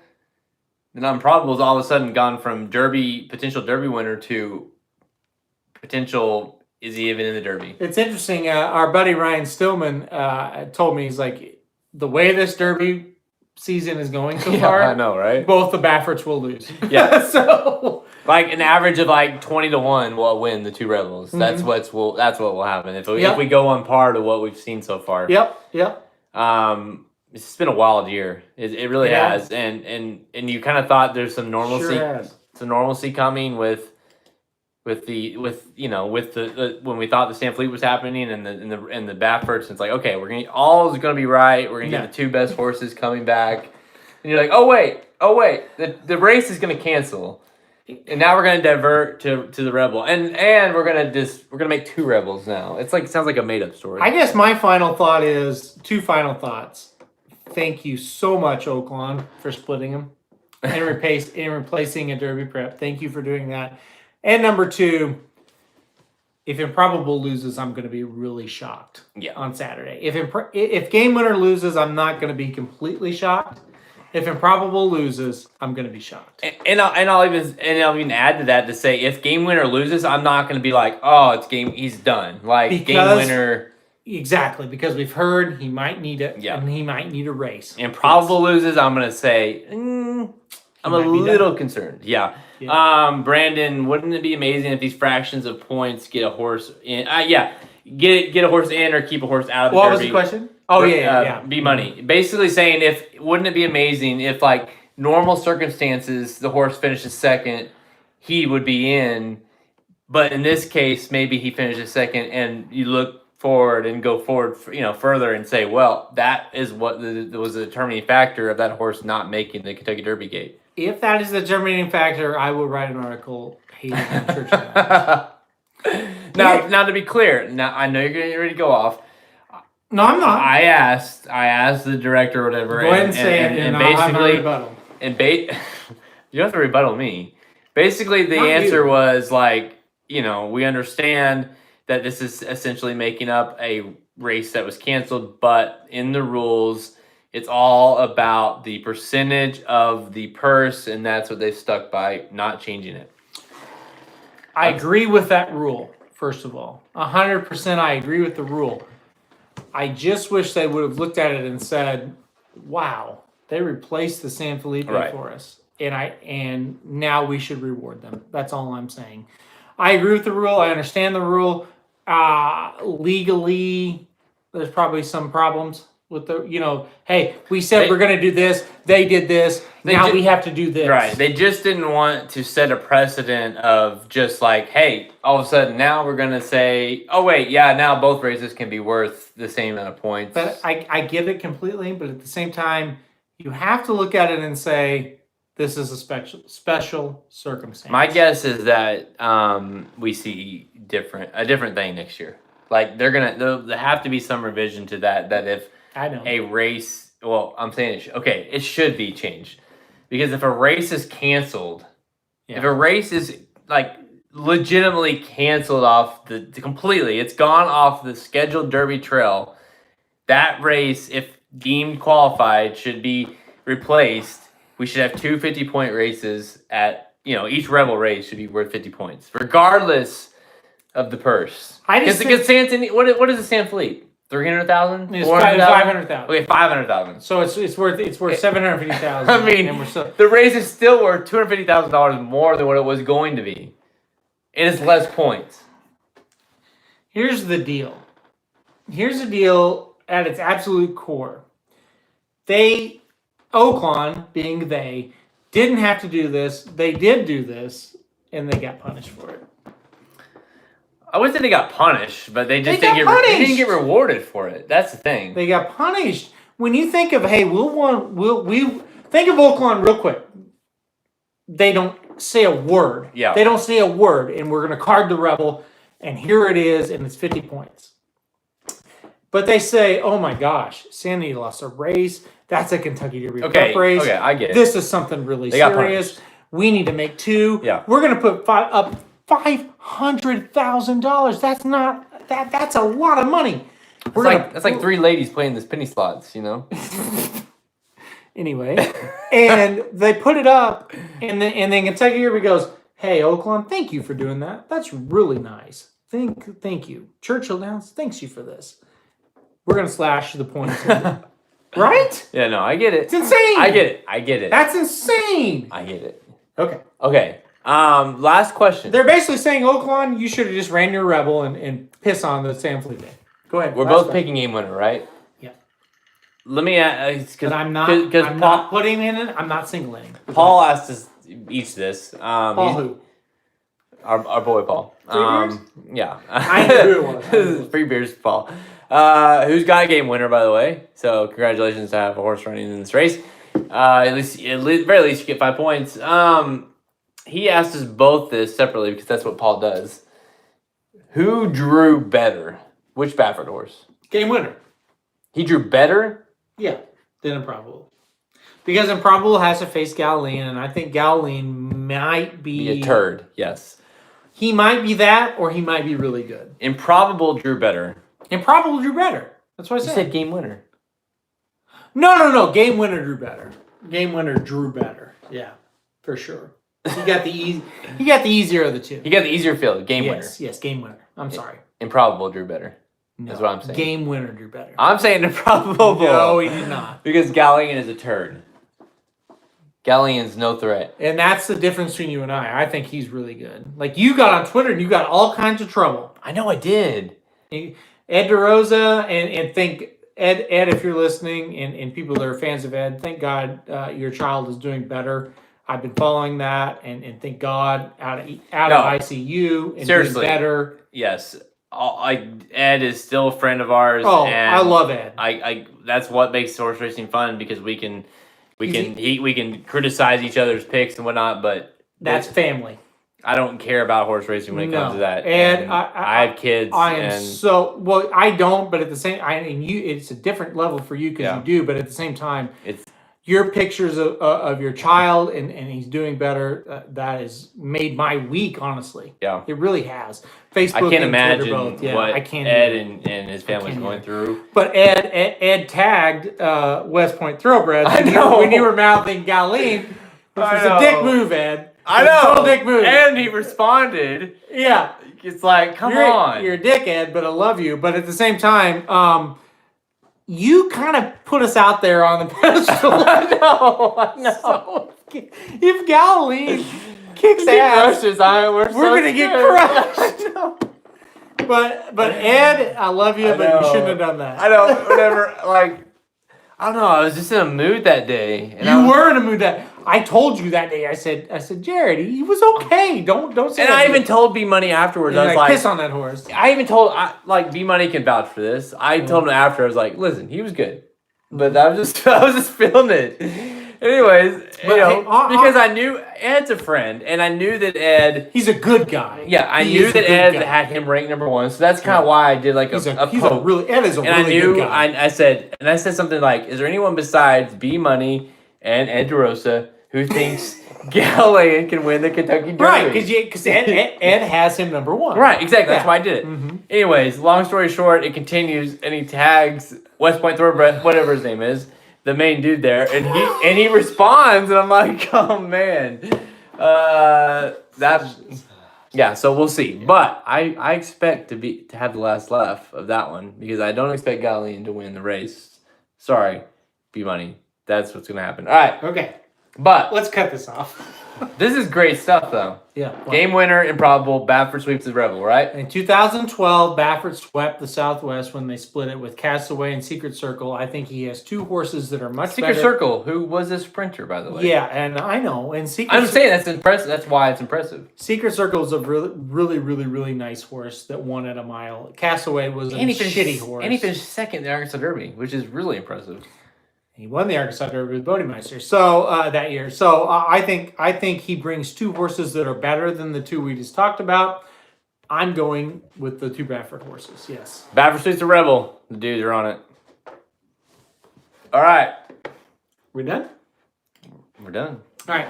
Yeah. So Baffert called Oaklawn Park and said, "Hey, I'll send 3 if you make 3 Rebels." So I mean, he's super pumped for this race, and Ed DeRosa and his child, ICU, I'm sorry, and then and making recovery great. I mean, Ed DeRosa is a really nice guy. Seriously, he is. I'm going through Game Winner, no question. Oh, this is great. Yeah. Okay, so Peyton. What did Peyton say? Well, Peyton's just kind of asking. He was the one that asked about the Santa, how basically what we thought about the Santa Anita, the ruling today, and that we're off the. This is just for the live people. Kind of go ahead. He basically said it's touchy as you completely ban bifenthanites, Lasix, which decrease calcium and butte, which mask pain. Mm-hmm. You'll have 6 horse fields and rare breakdowns. There's a happy medium in between the two, and Jared Oaklawn was still getting its bag. with 2 massive handle races. Yeah. I mean, Oaklawn's not getting any kind of. They're going to be the main focus the whole all Saturday, so no issue there. But as far as Santa Anita goes, I mean, I'll let you. I mean, I know you're very passionate about this subject, so I'll let you talk about it. This is just for the live, so this is and even if it was for the recorded. And sorry for my pause. I just want to say the right thing.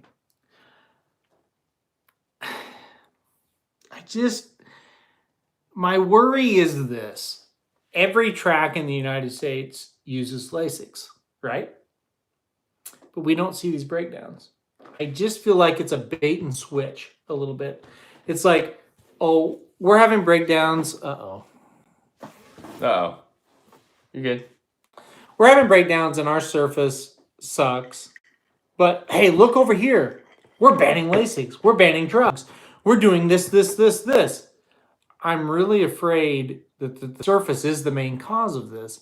I hope it's not, right? I hope that they're like, oh, we're going to do this measure and this measure and this measure, whether it be race day drugs, Lasix, shockwave therapy. They talked about that. I think all these things are good things, but I'm not sure that's what's causing the breakdowns. And that's where my fear is, right? Yeah. I mean, it seems like I think it's a really good step, but also I think it's like, is that really the problem? What is the problem though? To me the problem is I think it's a combination of the two. I think you've got a situation that you've got unfit horses that Santa Anita is trying to get in races because they can't fill fields.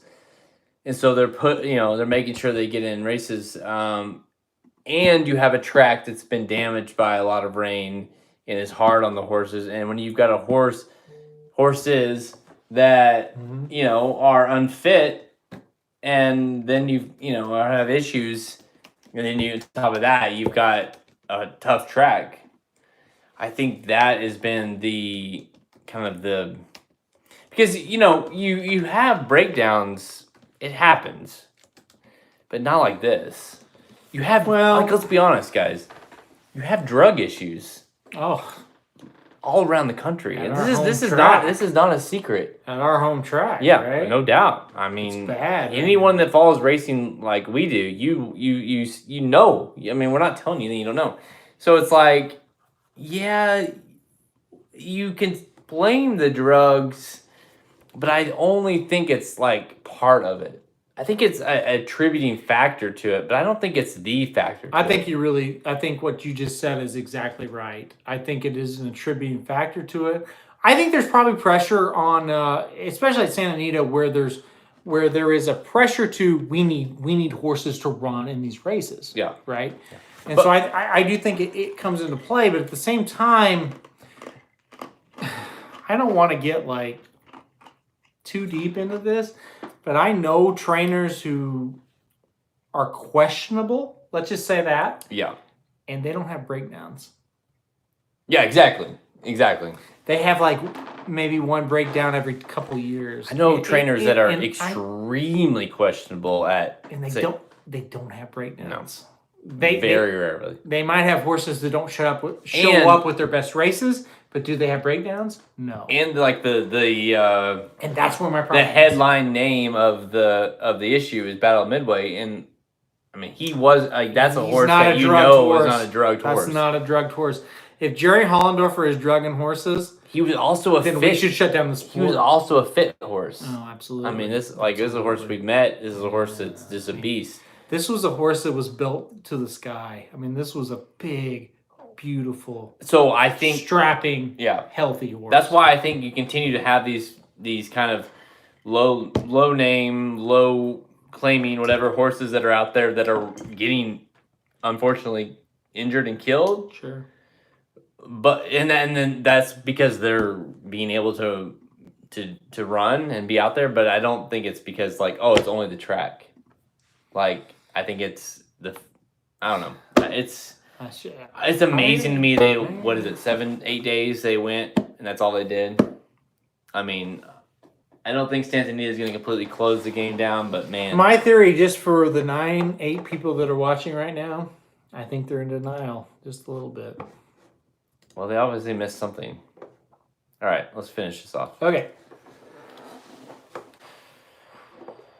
When we're done with this, if you have any questions, please. 1. We will answer anything. Yes. All right. So all the time we have, check us out at racingdudes.com for our free picks and our premium selections on our handicapping products page. Click the handicapping products, the link on the main menu at racingdudes.com to learn more. Our inside track to the Rebel Stakes wagering guide is now available for sale.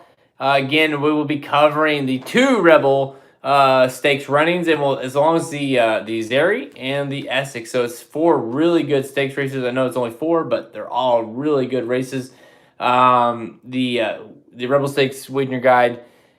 You've already done. I mean, it's been done, right? Mm-hmm. Yeah, it's done. We are at the editing phase right now. So when you're listening to this, I think it'll be available. Yeah. So what happens is just like an inside look, I guess, would be the right word. So what happens is when the card comes out on Wednesday, I write about it. Yep. Not only do I write about it, I handicap it. The first thing you do is you handicap the race, and you think, okay, here's my plays, here's what I'm thinking, and then you write about it, and then you handicap it again, because that's a big deal. You go over it. Really, what's really good is you handicap it, and then you write about it, and then you look at it, and you go, ooh, maybe I should change this, and this. So then you handicap it again, you kind of rewrite it again, and then you send it to the editor. And the editor says, okay, I don't see any stupid mistakes that you made. And then you send it to the publisher, and then he sends it back. So that's why sometimes people will go, how hard is it to just upload a PDF? Well, you have to go through the steps. I don't want to upload a PDF, and there's spelling mistakes, grammar mistakes. Maybe I said 2, and it's number 3. That's why we go through these steps. So sometime today, when you're listening to this, it will be ready, though. I feel really good about this guide. I really do. It's the first time I've ever done a wagering guide for the Rebel. It's kind of interesting because it's the race that we love the most. Mm-hmm. And we've never really done it. But it's the first year that they've done it. First year we've been covering. Did they do a Rebel split? It's like once before, maybe. No, they've never split the Rebel. Okay, so it's the first time ever the Rebel's been split. So it's an historic here, so we'll just go ahead and do it. Mm-hmm. Again, if you subscribe to our premium picks, you'll get this weekend. You'll get obviously the Rebel guide. You'll also get the upcoming Florida Derby guide coming up later this month for free. So, and if you do that, we have different options now, 3-month options. If you do the 3-month option, you'll get every guide for 3 months. So you'll get our premium picks for 3 months. That's set. You also get our, let's do it this way. You get the Rebel, Florida Derby, Bluegrass, Kentucky Derby, Preakness, and Belmont guides. Boomer. That right there is worth what you're paying just in guides alone. Right. RacingDudes.com, handicapping products page. Check that out. We're currently covering 20 tracks, all offering free picks. We're on Twitter at @Racer_Dudes, Instagram, Google Plus, and Facebook. Listen to us on SoundCloud, iTunes, Google Play Music, Stitcher, or even our website at racingdudes.com. All right, I'm Jared Welch. He's Aaron Halterman. Good luck this weekend. Hit us up at the Rebel. All right, any question you guys have? Are we done with the podcast? We're done. Any question you guys have that it won't go on the podcast, but just you want to talk about, discuss, let us know real quick. If not, we'll get off here. Let's see what we got here. And I agree with that. A ton of harness horses are juiced and they never break down. It's begging for horses. They're begging. Run back too quick. Yeah. I said last week digitally. What's the question? So Peyton basically is saying he agrees that they're running horses back too quick. They're trying to run horses. I agree, Peyton. Field. I mean, this is a place that has trouble filling fields, right, Peyton. Let alone without this issue. It's a big trouble because exactly what Peyton said. We got 5, 6, 7 horse fields, and we need those fields for the races 3-4 weeks later, where maybe horses aren't ready to run 3 or 4 weeks later. And here's the deal with the announcement today from Stronach about Santa Anita. Okay, great. But what if we have 3-4 horse fields? What are they going to think then? Yeah. Yeah, and like I told you earlier, I was like, who's going to want to run? How could you have a horse that's worth anything to you and say, I'm going to run that horse to Santa Anita, considering I don't know if that horse can come back? And I can kind of attest to this because I've had horses that are very cheap. I've owned horses. And listen, when I say I've owned horses, I've owned small percentage of horses, okay? It's not like I'm carrying the bill for 100% of the horse. It's like 10%. All right, I'm just being honest with you guys. But at the same time, whether I own 10% or over 100%, that horse has my 100% of my heart, right? Yeah, you want to do well. I'm at Prairie Meadows every time the horse runs, which is a 5-hour drive. It's not a short drive, but I'm up there. That horse is a part of me. When I have him, there's no way I would run him at Santa Anita. There's no way. Right. I mean, that's just the honest to God truth of it. There's no way I would run him. How could you?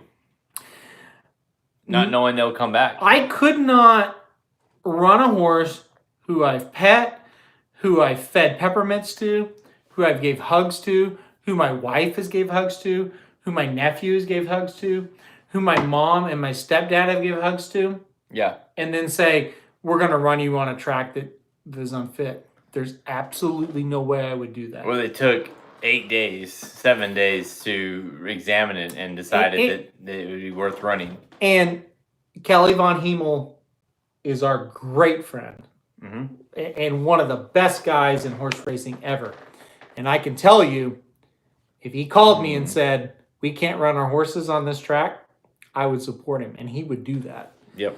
Because the horse comes first, no matter what. No matter if the horse is running in the Rebel on Saturday or is running in a $5,000 claimer on Wednesday, the horse comes first. Yeah, and that is the bottom line. And if you're an owner and you don't have that attitude, get out of the sport.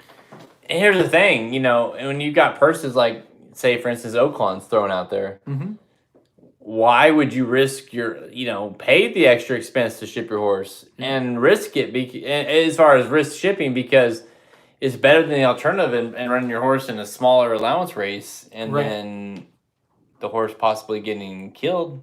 Absolutely. I mean, absolutely. If I had a kid and standalone Dennis, and both these horses have been claimed. My wife just walked in the door. Both these horses have been claimed from now on. Like, I don't have them anymore, unfortunately. But if one of these horses and I had them and they broke down in training or they broke down in a race, I know. You'd be devastated. I might get out. Especially when, as in this case, when you know what's happening and you're like, you make that decision still to. If they break down in a workout at Prairie Meadows and it's like, well, that's 1 in 3 billion. Yeah. That's one thing. But if you break down in a workout at San Diego, you go, well, there's been 6 die in the last 3 weeks. That's on me. Yeah. That's on me as an owner. Yeah. And that's the bottom line of it. So I don't know how they're going to get fields to run there. I don't either. I really don't either. How are you going to get It's a huge, huge problem. Not just to mention, like we talked about earlier, you got Roadster, who's going to be probably a heavy favorite in the Santa Anita Derby. And it's like, you're going to have a hard enough time finding horses to run against them, let alone people that want to come to Oaklawn, to Santa Anita to run against them. It's not going to be easy. No, it's not. It's a really bad problem. It's not going to go away. And I mean, honestly, what can I really say? Just close. I mean, they just need to close it down and fix the track the right way. I mean, as much rain as they got, I'm not blaming. I mean, it's been a tough year, but don't force it. Well, and that's the whole thing. Because you're gonna. The weather probably played the biggest part in it. But it's like you're gonna do so much damage to the game by continuing to run. You're doing enough damage to yourself, but you got national media right on you now. Like, don't damage the game more than you already have. Yep, exactly. If I was running at Santa Anita Derby, I'd be going to Sunland. Well, I mean, you know what? The Sunland. I would not be surprised to see Roadster not run in the Santa Anita Derby. Like, if this continues, why would Baffert run in there? Well, just for example, and we are humans and they are horses, but at the same time, we had reservations to go to the San Diego Derby, right? That was our plan. Yep. And when we heard this, even though the San Diego Derby might happen, I canceled all of them. Yeah. Because it might not happen at the same time. And if it and does how happen, can you have a Kentucky Derby type of horse pointing for that race? Right. Yeah. That might die getting there. Not even that. It's just like we may point this horse for this race, and then it doesn't happen. Yeah. Yeah. So I'm with you, Dennis. I think a lot of horses will go to the Sunland Derby. And the thing is that easy shit. This is the Breeders' Cup, okay? This is where the Breeders' Cup. The Breeders' Cup is going to happen. Yes. Yeah. Mm-hmm. And I mean, it's hard to believe, but you got to start. I'd love to come to Aqueduct. You got to start. I mean, when is enough? Yeah, hanging out with Slim at the Wood. I would. Hey, Slim. Hey, if we should go to the Wood. We are taking bribes, okay? Slim, we don't do you have $100 because we'll be there? We don't know where we're going. We know we're likely not going to Santini Derby. So if you want us to come to your location, let us know. I'll say for Slim right now. Yeah, $100 in the hug. That's all it takes. I need $200 and a $200 a voucher worth $200. I'm cheap. $100 and a hug, Slim. And then a hug, obviously. I take. So. Nothing like a weird hug, just like a 5 and a. No, I want like a real embracing hug. Okay. So right. Slim, that's gonna cost you if you want me there. I would love to go to King Umberto. Yeah, I would. That would be a really good place. What did he say? I'll be there 45 degrees. 45 degrees, yeah. Real quick. What's up, Peyton? Go real quick and then we're gonna get off here. Yeah. What you got, Peyton? It's glad to see we got people staying on here the whole time. What's up with Tag skipping the Gotham? I mean, if you want sexual. I like this Dennis guy. Dennis, wherever you live, let's meet up sometime. You're growing on me, Dennis. Peyton with Tax and skipping the Gotham. Yeah. I think he's a 2-turn horse, and I think the weird thing about New York is they run a 2-turn race, then a 1-turn race, and then a 2-turn race. But when Aqueduct closed down their inner track, that's kind of what happened. And I don't think they wanted to run Tax at a mile, and so that's why I think they did that. I also think that McPeak doesn't want to, ruin the horse before. I just don't trust this horse. The numbers come back very strange, right, for the Withers. Like the horses that come out of the Withers haven't been very good. No. So. No. Louisville, Kentucky, 50 minutes away from... Dude, Dennis, we need to hang out, man. Dennis, are you going to be at the Kentucky Derby? Tax last 2 races has been a mile 8. Yeah. I think Tax is a mile 8 horse. Exactly. No, I think Tax is... I like Tax. I was on the fence to claim Tax for like 3 weeks straight. Gargan trains Tax. Not McPeak. Gargan trains Tax. Oh, yeah. That's right. Never mind. That's what he said. He said Gargan. Yeah, I said Gargan. He said McPeak a Gargan. McPeak. It's the Gargan of the McPeaks. My Derby horse at the... Tax is your Derby horse at the moment, Peyton? Ooh, my goodness. Really? Because pick a new one. Dennis, even if you can't come to the Derby, let's hang out. We'll be there like probably Thursday. Wednesday or Thursday of the week. Last year we got there Thursday. Oh, we got there. No. We got there Wednesday night. And then we went to Thurby. And then the Oaks. Yeah. Remember, Slim, you were there. We hit up the drinking on Thursday night. Yes. Free drinks. They had free drinks for the press. Somewhere. Boy, that was fun. That was fun. You better hope our rancher flatters Tax. It's not going to happen, Mike. It's just not. I say Mike. Mike, I can't call you Mike. You're Saratoga Slim to me. Change your name, Michael Spector. Yes, big run on dead rail. Maybe a Baffert will steal me away. It was a great view that night. It really was, Slim. It really was. It was a fun night.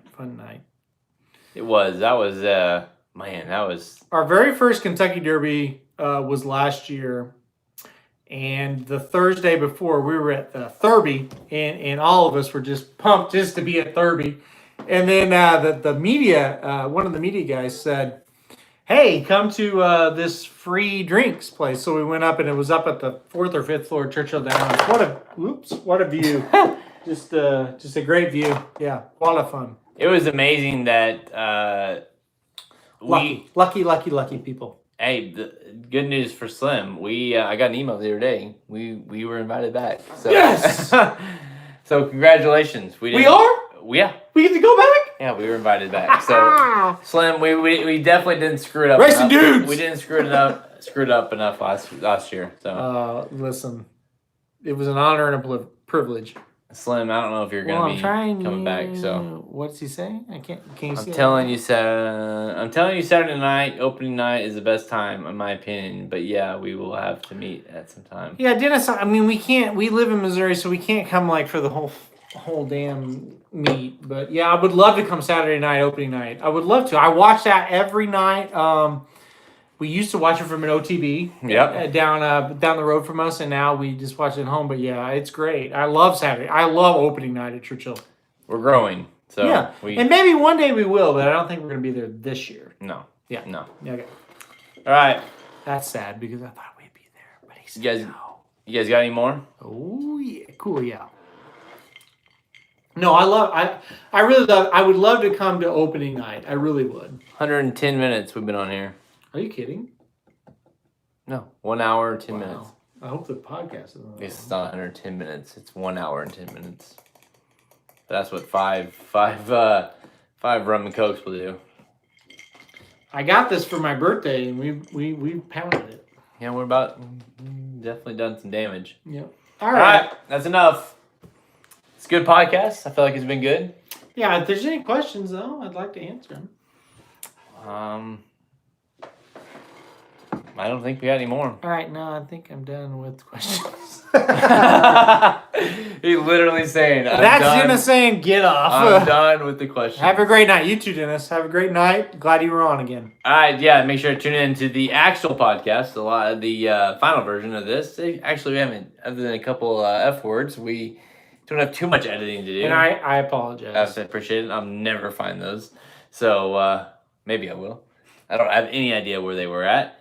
But yeah, tune in to the podcast tomorrow on the website, racedudes.com. Thanks for tuning in.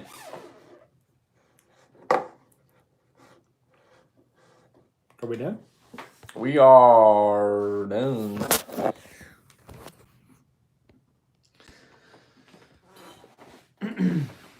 We're done, dude. Hey. Maybe. We were laughing at you when you came in. Why? Because you came in, you're all wrapped up, and you just fell on the I didn't floor. want to be loud. We're not. We're still live. Hang on.